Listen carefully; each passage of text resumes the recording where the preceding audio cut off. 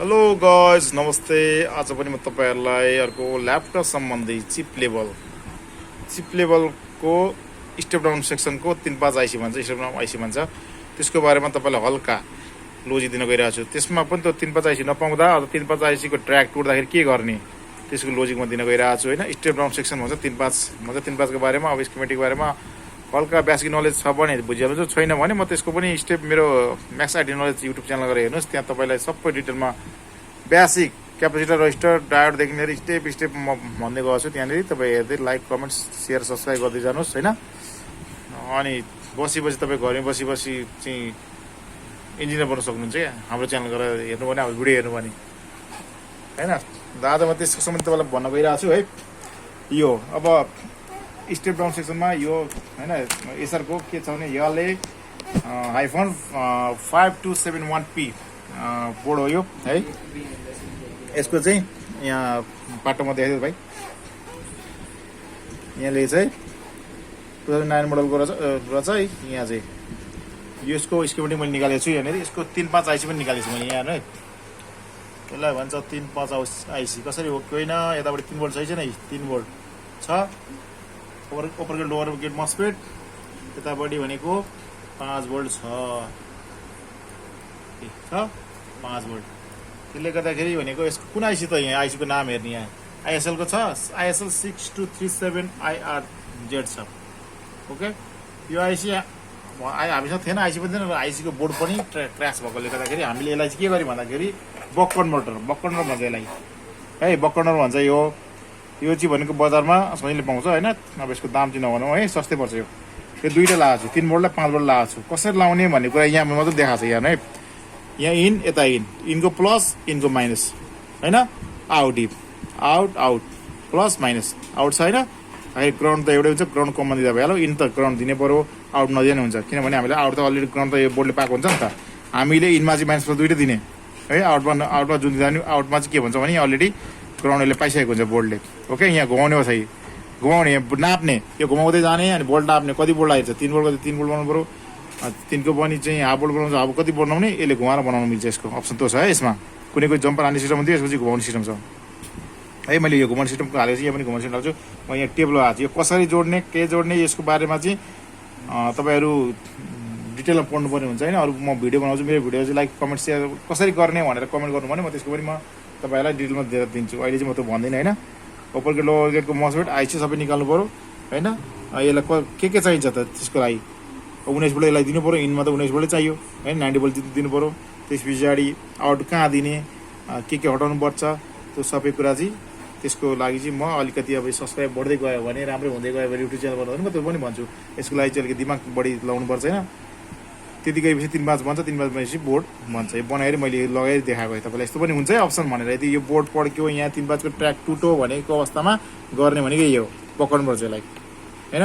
सिमर सिद्धियो र यो यसको खालको सिमर चाहिँ यस्तो लाउनु पर्छ होइन। यसले राम्रो व्यवस्थित तरिकाले लाउनु सकिन्छ, तर अलिक पनि जुगाड गरेको यो चाहिँ है। यस्तो पनि गर्न मिल्छ।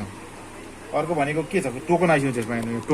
टोकन आइसी गयो के गर्ने त। यो टोकन आइसीको अवस्था यो के हुँदा टोकन आइसी फेर्नुपर्छ, टोकन आइसी कस्तो हुन्छ भन्ने कुरा चाहिँ यसको पनि टोकन आइसीमा देखाइन्छ ल। यसकै बोर्डमा छ यहाँ यस्तो हुन्छ टोकन आइसी होइन। ट्याक्कै सिपियुको अपोजिट साइडमा हुन्छ टोकन आइसी हो। टोकन आइसी हो यो, टोकन लेखेको छ यहाँ हो निक टोकन। यदि डिस्प्ले आएन भने धेरै जस्तो डिस्प्ले केसमा यो पर्छ। यो गयो भने के गर्ने भन्दाखेरि यस्तै हामीले यो के भन्थेँ मैले क्यापासिटर भनेको थिएँ। क्यापासिटर 330 क्यापासिटर चाडा हालिदिने भने टोकन आइसी काम गर्छ है त। यो पनि कसरी लाउने के लाउने यसको बारेमा म क्यापासिटर मैले भनिसकेको थिएँ होइन। क्यापासिटरको त अगाडि मैले मेरो युट्युब च्यानलमा तपाईँ त्यहाँ गएर हेर्न सक्नुहुन्छ क्यापासिटरको बारेमा कसरी लाउने, कता पाइप माइनस कता हो होइन। त्यो मैले भनिसकेको छु। यो टोकन आइसीमा यो लाउनु मिल्छ। कसरी लाउने यो पनि पछि अघिल्लो च्याप्टरमा म भनौँला। तर यसरी हाल्न मिल्छ। टोकन आइसी गयो भन्दैमा चाहिँ टोकन आइसी अब यो त फेर मिल्दैन, टेन्सन ल्यापटप बन्दैन भनेर नफाल्नु होला। यो पनि गरेर मिल्छ। त्यसले गर्दाखेरि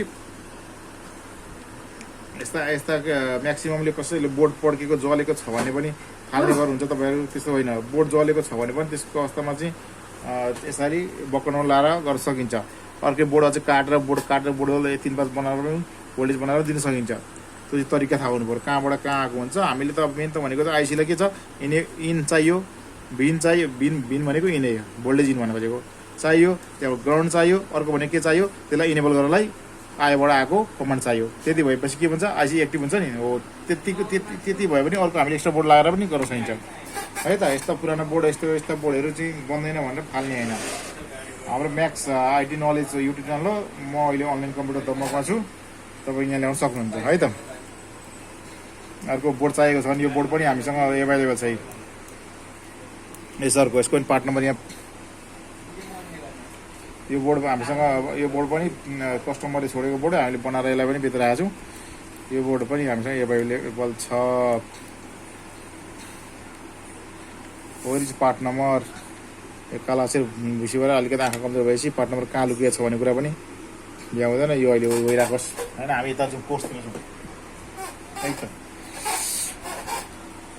यति गरिसकेपछि अब बकनबाट लाउन कहिलेको अवस्थामा चाहिँ अब यसले पनि बकनबाट के हुन्छ यहाँनिर भनेको फेरि यतापट्टि यस्तो कम्पोनेन्ट हुन्छ नि यहाँनिर, यसलाई पनि मतलब टेप लगाइदिने, टक्क टाँसिदिने, कहाँनिर अलिकति एभाइलेबल छराउँ तार लामो गरेर टाँसिदिने, टाँसेर यहाँनिर पनि छोपिदिनु पर्यो। किनभने यहाँ पनि त सर्किट हुन्छ नि त। यहाँनिर आइसीले मसपेट लागेको छ, एउटा कोयल छ, क्यापेसिटर छ, कम्पोनेन्ट रजिस्टर छ। यो रजिस्टर यस्तो हुन्छ भने त मैले खैरो रजिस्टरमा पनि यहाँनिर मान हुन्छ है। मैले अस्ति यहाँ मेरो कोर्समा हेर्ने के छ यहाँ 104 छ, 104 देखिन्छ त्यहाँ 104 छ। 104 भनेको कति हो भनेर अब त्यो सूत्रलाई दुनियाँ त घोकिरहनु पर्दैन क्या। 104 भनेको कति हो भनेर चाहिँ एसएमडी रजिस्टर क्यालकुलेटर भनेर चाहिँ मोबाइलमा तिम्रो मोबाइल हाल्छ म यसो पनि गर्ने तरिका सिकाइदिन्छु। एसएमडीको छ र त म सिकाइदिइहाल्छु। कन्टिन्यू फेरि 8 मिनटको त भन्छ नि हो। एकछिन रोक त। एसएमडी क्यालकुलेटर मैले भनेको थिएँ नि, यहाँनिर के छ कति छ यहाँनिर कति थियो मैले 104 थियो। अब यहाँ 104 हाल्ने 104 अब यहाँ इक्वल टु हाल्ने कति आयो 100 किलो ओम्सको रहेछ। यसरी गर्ने क्या। यो सफ्टवेयर पाउँछ एसएमडी क्यालकुलेटर भन्ने सफ्टवेयर पाउँछ, त्यहाँ तपाईँ हेर्न सक्नुहुन्छ। SMD calculator SMD code calculation भनेर गरेर सर्च गर्नु, यस्तो खालको आउँछ है। यस्तो बस्छ है होइन, यहाँ आउँछ। अब भोल्टेज डिभाइडर गरेको यहाँ छ भोल्टेज ए क्यालकुलेटर छ यहाँनिर। यो अर्कै अलिक नराम्रो खालको छ, अलिक राम्रो खालको पनि पाउँछ है त। यसको बारेमा पनि मैले त तपाईँलाई भनिदिएको छु र पनि अर्को म यो देखा गरिदिन्छु होइन। अहिलेलाई यति नै भिडियो देख्ला हो। हस् धन्यवाद, पछि भेटौँ ल।